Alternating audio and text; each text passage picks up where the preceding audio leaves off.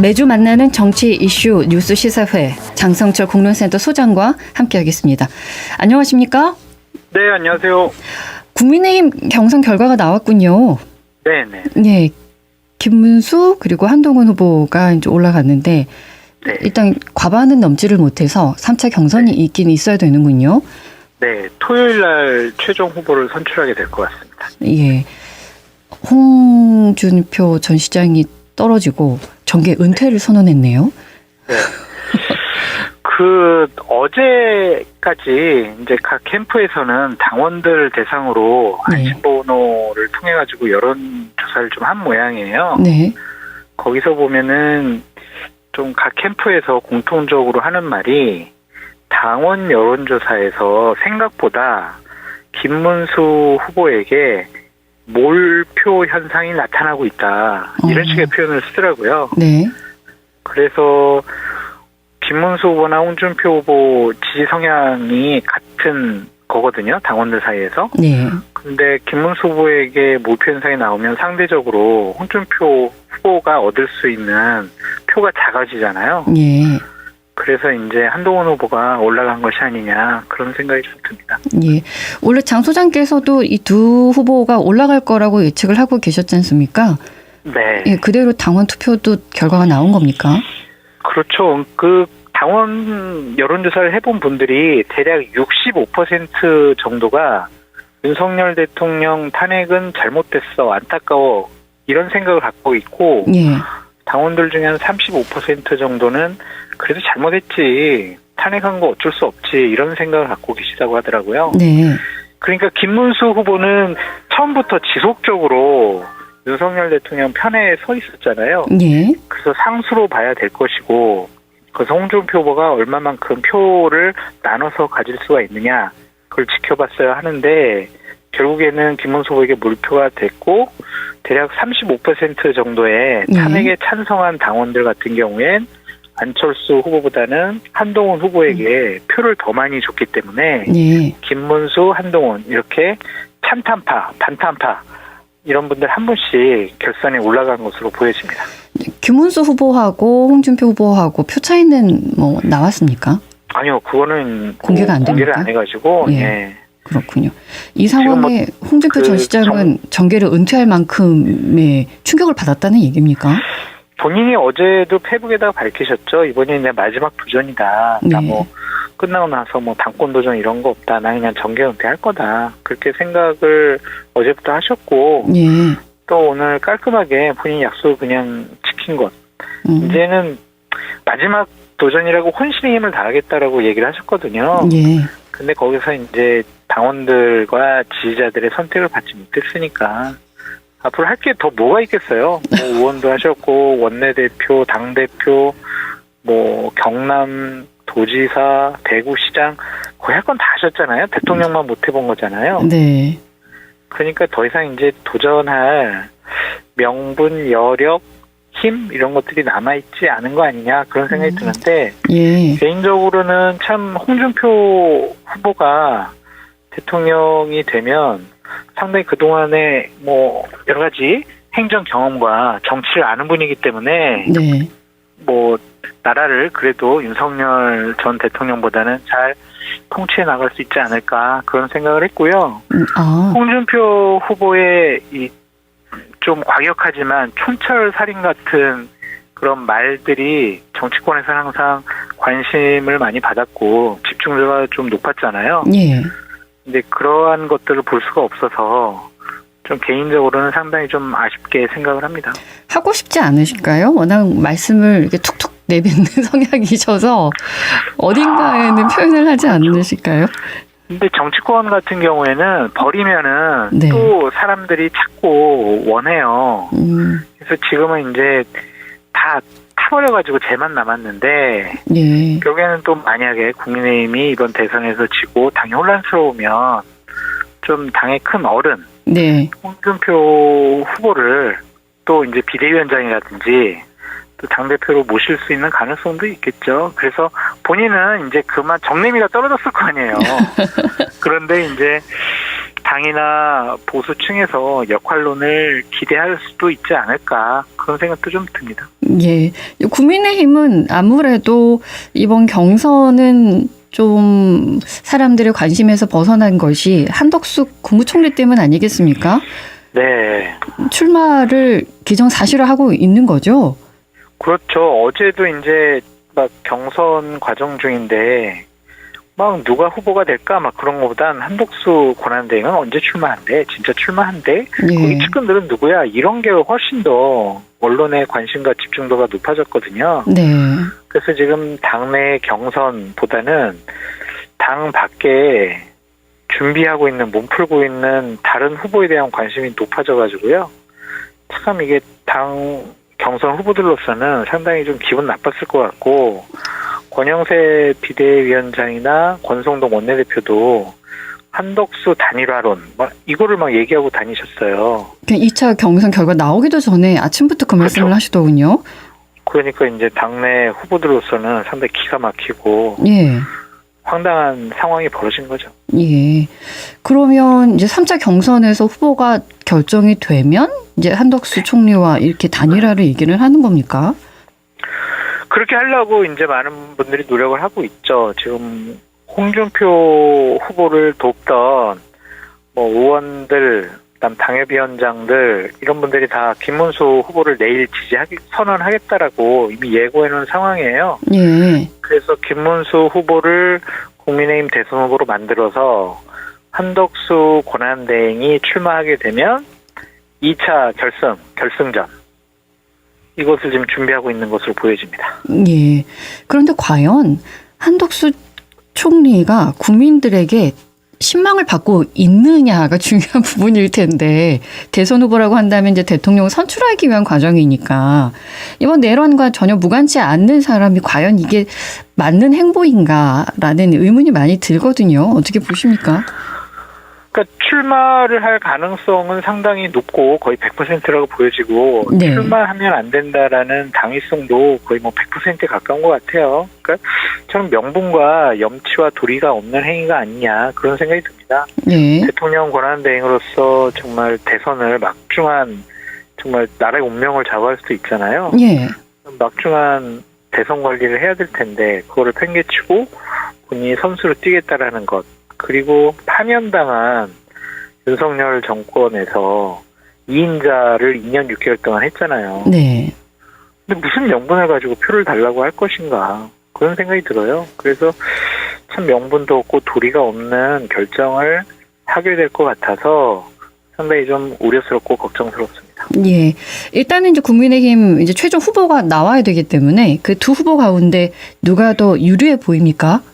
김문수 후보죠. 지금 당의 중진 의원들이나 조직들이 김문수 후보를 네. 대통령 후보로 만들기 위해서 거의 발벗고 나서고 있어요. 예. 그게 이제 두 가지 목적이 있는 것 같은데, 한동훈 후보가 만약 국민의힘 경선 후보가 되면, 대선 후보가 되면 네. 단일화 안 할 것 같아. 그냥 한동훈 후보는 아니 내가 돈 4억을 써가면서 치열한 경선을 통해 가지고 내가 국민의 후보가 됐는데 내가 왜 밖에 있는 한덕수 후보랑 내가 왜 단일화를 해요? 한덕수 후보가 나를 도와요. 이렇게 주장할 가능성도 있고, 예. 대선 후보가 되고 나서 만약 대통령 선거에 나갔는데 떨어지더라도 정치를 그만두는 것이 아니라 대선 후에 있을 국민의힘 전당대회에 나와서 당권을 잡으려고 할 거다. 그런 세대교체 명분을 갖고 지금 당의 중심적인 역할을 하고 있고 주도권을 갖고 있는 윤핵관들, 중진 의원들 다 피바람이 불 수도 있다. 자신들은 이제 당의 여러 가지 주도권과 권한과 권력을 잃어버릴 수밖에 없다. 그러니까 이번에 한동훈은 만들면 안 돼. 이렇게 생각이 강한 것 같습니다. 예. 이제 그렇게 되면 단일화 문제 당연히 나올 것 같고, 누가 후보가 될지도 거의 예측 가능한 일이 되는 게 아닌가라는 생각이 듭니다. 그러면 이제 경선 과정이 나올 때 방금 말씀하신 것처럼 어느 정도 액수를 내고 나가는 거잖아요. 네. 그럼 다시 돌려받지는 못하는 겁니까? 못 받습니다. 아. 이미 여론조사 비용으로 다 썼기 때문에, 토론회 비용으로 썼기 때문에 예. 못 받고요. 이제 최종 결선 가는 두 분은 또 1억을 더 내야 됩니다. 아, 그렇군요. 등록할 때 1억, 1차 경선 1억, 2차 경선 1억, 3차 경선 1억 이렇게 내게 돼 있습니다. 그런데 단일화돼서 후보가 못 되면 속상하기는 하겠군요. 많이 속상하죠. 근데 또 뭐 경선 비용 같은 경우엔 후원금 모금을 했으니까요. 아, 네네. 그렇군요. 예, 민주당 이야기 좀 해보겠습니다. 지난 네. 1월에 이제 이재명 후보가 최종 후보가 됐지요. 네. 표차가 보면 굉장히 압도적인데 네. 숫자가 주는 의미는 어떻게 보십니까?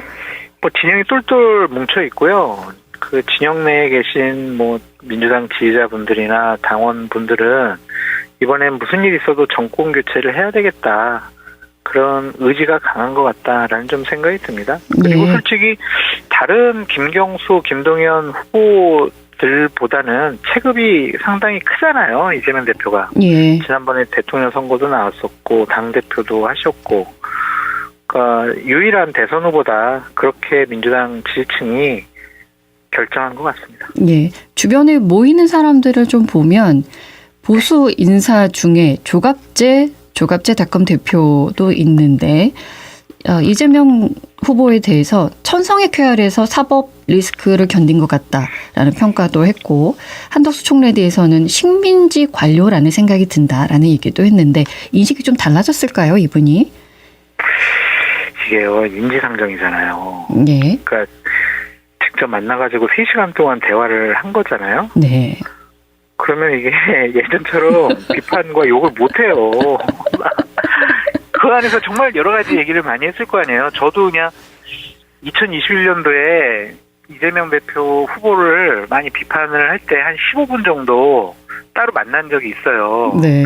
근데 그때 이재명 대표께서 제가 막 그렇게 비판을 세게 하고 있었을 때였는데도 되게 네. 즐겁게 편안하게 웃으면서 막 여러 가지 얘기를 하시더라고요. 그래서 인간적인 매력은 있는 분이기 때문에 네. 사람이 인지상정 면에 있어서 만나서 그렇게 맛있는 것도 먹고 대화도 3시간 동안 했는데 생각이 호감도가 높아지지 비호감도가 높아지지 않았을 것 같아요. 그러니까 앞으로 조갑재, 정규재 이런 분들이 예. 예전처럼 신랄하게 이재명 후보를 비판을 하거나 그 집권했을 때의 여러 가지 불안감, 공포감 이런 것들을 얘기하기는 어려운 상황이 아닌가. 그래서 선거 전략적으로는 민주당과 이재명 후보가 상당히 잘한 거죠. 효과 있습니다. 네, 한번 만났다고 아닌데 좋구나라고 할 수는 없을 것 같고 만나봐서 얘기를 해보니 생각들이나 이런 것들이 건전하구나라고 좀 생각이 들지 않았을까요? 그런 것도 있을 수 있고요. 또 지금 워낙 압도적이잖아요. 네. 그러니까 지금 거의 99% 대선에서 대통령이 될 가능성이 높잖아요. 예. 그러니까 그 앞으로 미래의 권력자이잖아요. 그러면은 이게 마음가짐이 또 바뀔 수가 있는 거죠. 그렇군요. 이재명 이제 민주당 후보의 행보 중에 가장 첫 번째가 외연 확장이 아닌가 싶고 네. 이 띠에도 보면 끝 부분에 빨간색이 좀 있더군요. 네. 그것도 뭔가 이제 내포하는 게 있을 듯 싶은데. 뭐 이승만, 박정희 전 대통령 묘역을 참배했다거나 보수 네. 책사 윤여준 전 환경부 장관을 상임 선대위원장으로 영입했다거나 이 확장 전략의 의미 뭐 잘 했다고 보십니까? 잘했죠. 흠잡을 데가 없는 전략이고 되게 효과적일 거예요. 예. 그리고 이것은 앞서가는 후보만이 할 수 있는 여유로운 선택이에요. 네. 만약 박빙이거나 민주당에서 경선을 했는데 어렵게 되잖아요. 그럼 이제 저렇게 보수 쪽 사람들 만나고 거기 참배하고 그러면 내부에서부터 비판 여론이 나와요. 아. 지금 뭐 하는 거냐 지금 구테타의 원조 국민에게 총을 겨눈 4.19 민주혁명 그거를 경찰을 동원해서 막으려고 했던 그런 이승만과 박정희 만나는 게 맞냐 지금 이런 비판이 나올 텐데 지금은 똘똘 뭉쳐 있잖아요. 네. 89.77%의 압도적인 지지와 성원으로 후보가 됐잖아요. 그러니까 내부에서 왜 만나? 지금 우리의 전통적인 이념과 가치관과 철학을 당신은 배반하는 거 아니야? 이런 목소리가 전혀 안 나오잖아요. 뭐 잘했다 이런 그러니까, 칭찬이 나오던데요. 그렇죠. 통합 진영은 똘똘 중요하다. 뭉쳐 있고 어쨌든 득표율을 최대로 끌어올리기 위해서 중도 보수 쪽으로 외연 확장하는 것은 네. 상당히 선거 전략상 현명하고 좋은 선택이죠. 중도층은 겨냥할 수 있을 것 같은데 보수층도 뭐 효과적일까요? 그러니까 이제 이재명 후보가 대통령이 되면 급진적인 정책의 변화로 나라가 대단히 혼란스럽고 나도 많이 피해를 볼 거야라고 생각하는 보수 쪽에 있는 분들의 두려움과 공포감을 어느 정도는 상쇄시킬 수 있을 것 같아요. 그동안 이념적으로 가장 오른쪽에 있었던 정규재, 조갑재, 이런 분들도 그렇게 비판을 안 하네. 뭐 우리가 그렇게 뭐 불안해할 필요는 없어도 되겠다.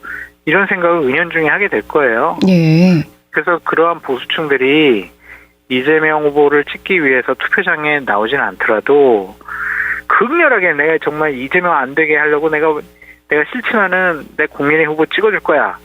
이렇게 하는 것을 조금은 희석시켰다.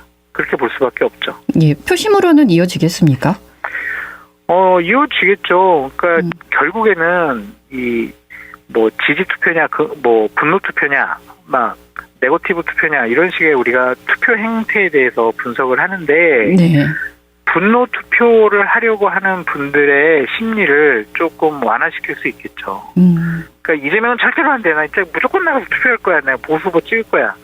이런 분들의 마음을 조금 희석시키는 예. 효과적인 선택이 아니냐라는 생각이 듭니다. 그러니까 정치적인 보복은 않겠다라고 발언한 것도 아마 같은 맥락이겠군요.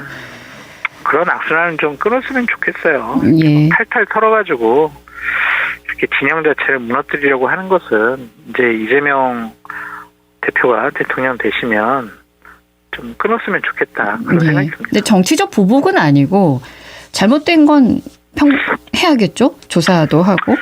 그럼요. 뭐 예, 내란이라든지 비상계엄에 있어서 불법적인 일을 저지른 사람들은 당연히 법을 어긴 사람들은 처벌을 하고 반면교사를 삼아야 되겠죠. 예. 그런데 이제 대법 전원 합의체에서 이재명 공직선거법 위반 사건에 대한 판결 선고 기일을 5월 1일 오후 3시로 잡았네요. 놀랬어요. 너무 빨리 잡았죠?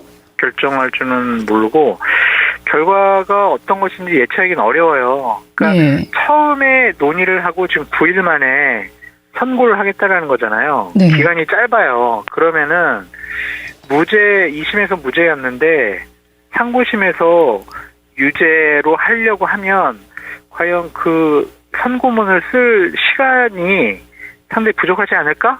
그래서 무죄 주지 않을까?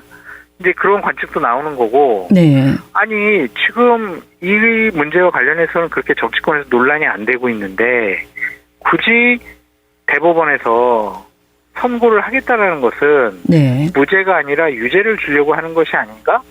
그렇게 관측하는 분들도 있더라고요. 네. 그래서 이제 목요일 날 3시를 우리가 주목해봐야 될 것 같다. 결과는 알 수가 없죠. 네. 아니 이게 국민의힘 후보가 최종 나오기 전에 나오는 결과라 네, 상당히 의례적입니다. 그렇죠. 네. 서울 고거 및 도이치모터스 주가 조작 사건을 재수사하기로 했지 않습니까? 근데 명품 가방 수수 의혹은 재수사 단계에서 빠졌고요. 이번 재수사 결정이 어떤 걸 의미하는 겁니까? 그냥 검찰이 뭐 권력의 눈치를 보는 거다라고 볼 수밖에 없고요. 자기네들 스스로 윤석열 대통령 시절에는 권력자들에 대한 수사를 자신들이 스스로 검열해가지고 안 한 거다. 자기 고백한 거다라고 볼 수밖에 없고요. 저런 검찰 정말 신물이 나요. 권력에 뭐 상관없이 잘못이 있고 혐의가 있으면 조사하고 수사하고 처벌하는 것이 검찰이 할 일인데 네. 이렇게 권력을 잃으니까 없던 죄도 새로 생겨나는 것인가 이런 비판할 수밖에 없잖아요. 그래서 네. 검찰의 수사를 과연 믿을 수 있을까라는 생각이 들고 새로운 정권이 들었으면 특검을 통해서 김건희 씨나 윤석열 전 대통령의 여러 가지 범법 혐의는 제대로 수사와 조사가 이루어져야 한다라는 생각이 듭니다. 예, 국민적 신뢰를 회복하기에는 좀 어렵지 않나라는 말씀이신 것 같기도 하고요. 맞습니다. 예, 근데 문재인 전 대통령도 지금 문제 삼고 있지 않습니까? 검찰에서 네. 정치적인 어떤 의도가 있어 보입니까? 저는 그게 문재인 대통령을 기소하면서 그 다음 날에 김건희 씨와 관련된 수사를 새롭게 하겠다라고 발표를 했더라고요. 네. 결국에는 그냥 전임 권력에 대한 수사를 우리가 공평하게 하고 있어. 그런 차원에서 좀 문재인 전 대통령 문제도 기소한 것이 아니냐 그런 생각이 들고요. 저는 뭐 전임 대통령이든 현임 대통령이든 잘못이 있으면 수사하고 기소해야지 전임 대통령이라고 해서 뭐 정치 보복이야 그러면서 혐의가 나왔는데도 수사하지 않고 기소하지 않는 것은 잘못됐다. 그런 생각이 듭니다. 예, 이거 하나 더 여쭤보겠습니다. 국회 통과한 헌법재판소법 개정안을 한덕수 네. 국무총리가 오늘 제2요구권을 행사를 했죠. 아마 거의 마지막 국무회의가 되지 않을까라는 생각도 듭니다만 이거를 또 거부권 행사한 것은 어떤 걸 의미할까요? 웃기잖아요. 헌법에 이제 합법성과 관련해서는 헌법재판소가 최종 결정권이 있잖아요. 네. 권한대행은 이제 헌법재판관 임명하면 안 된다라고 헌법재판소에서 결정을 내렸는데 네. 그 법률은 또 거부권 행사한다라는 게 본인 스스로 헌법을 위반하는 행위를 한덕수 권한대행이 또 하지 않았냐 그런 비판 받을 수 있을 것 같아요. 예, 알겠습니다. 말씀 여기까지 듣겠습니다. 고맙습니다. 감사합니다. 장성철 공론센터 소장과 함께했습니다. 언제 어디서나 내 손 안의 뉴스 광주 MBC 뉴스 유튜브 구독으로 함께하세요.